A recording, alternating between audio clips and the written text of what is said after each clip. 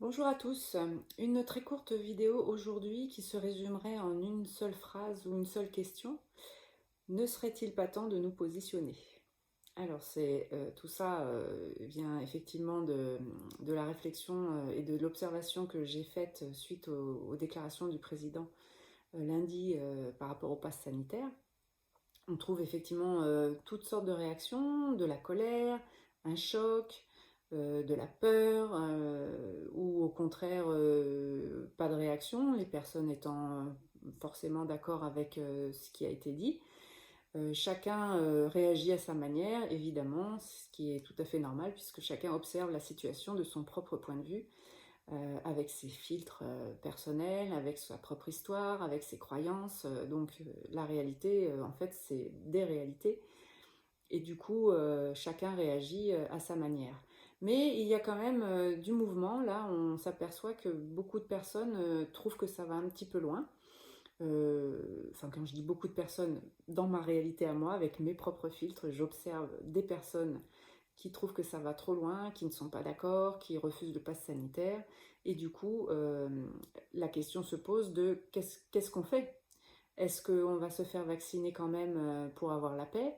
Est-ce que on va se faire vacciner en disant bon bah après tout c'est peut-être quand même une bonne chose, on ne pourrait pas nous mentir à ce point et nous faire croire que c'est bon pour nous alors que ça ne l'est pas. Il faut quand même un minimum de confiance dans nos dirigeants. Il y a ce point de vue-là, il y a le point de vue, bah non, pas du tout, on essaie de nous fourguer un vaccin qui va nous rendre malades, on n'a aucun recul, peut-être que dans 5 ans, on s'apercevra que ça déclenche des maladies auto-immunes, etc., etc. Donc chacun de son propre point de vue a sa version de la réalité. Mais il n'en reste pas moins que ça fait bouger les choses. Et du coup, la question se pose de quelle va être notre position, comment allons-nous affirmer nos croyances et notre volonté.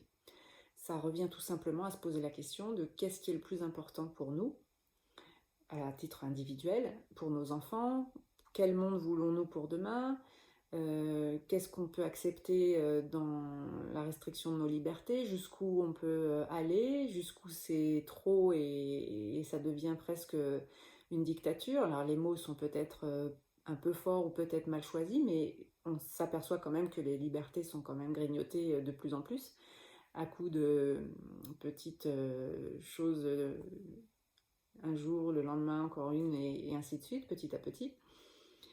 Donc la seule réponse finalement, elle est en chacun de nous, c'est qu'est-ce que vous voulez pour demain? Qu'est-ce que vous voulez accepter?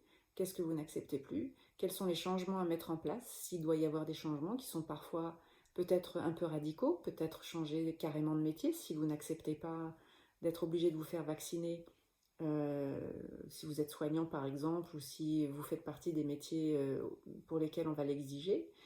Qu'est-ce que vous êtes prêt à abandonner, renoncer aux loisirs, renoncer à certaines sorties, ou au contraire, il est hors de question que vous restiez enfermé chez vous et que vous n'alliez plus jamais au restaurant, plus au cinéma, plus dans les concerts, etc. Quoi qu'il en soit, quelle que soit votre décision qui vous appartient, et il n'est pas du tout question de dire s'il y a une bonne décision ou une mauvaise décision, en attendant, il va bien falloir maintenant faire un choix. On ne peut plus rester comme ça à se contenter d'un moyen terme, à accepter qu'on nous grignote certaines libertés, mais en pensant que de toute façon, pour le reste, on peut vivre quand même normalement. Là, il va falloir faire un choix.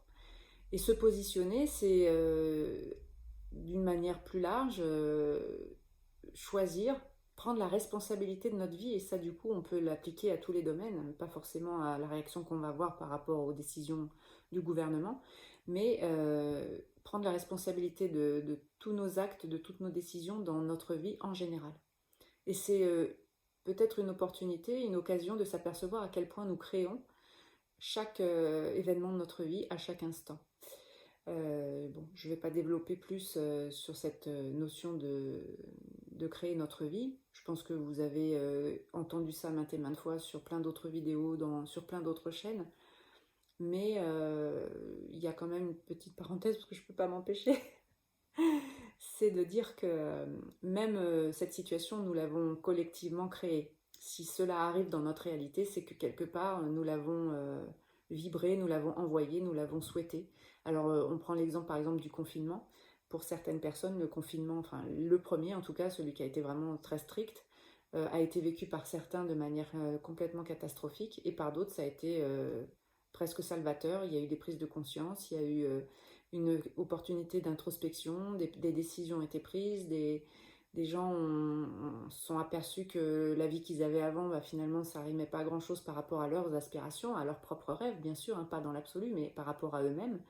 Et certains ont changé radicalement de manière de vivre, certains ont vendu leurs biens en ville pour aller à la campagne, enfin, je ne vais pas vous donner tous les exemples, mais effectivement, ça a été pour certains une opportunité, alors que d'autres, ça s'est fait dans la douleur. Et bien là, c'est pareil, le fait de s'affirmer, ça va pas être simple pour tout le monde, mais en même temps, c'est peut-être salvateur de prendre enfin la direction de notre vie, de décider enfin jusqu'où on accepte d'être contrôlé et de reprendre notre propre pouvoir. Voilà, c'était juste une petite réflexion que je voulais vous partager pour que voilà, on puisse un petit peu décider, alors à titre individuel et peut-être collectivement finalement, de ce qu'on a envie de faire pour la suite et pour l'avenir. Voilà, je vous souhaite une bonne soirée et à bientôt.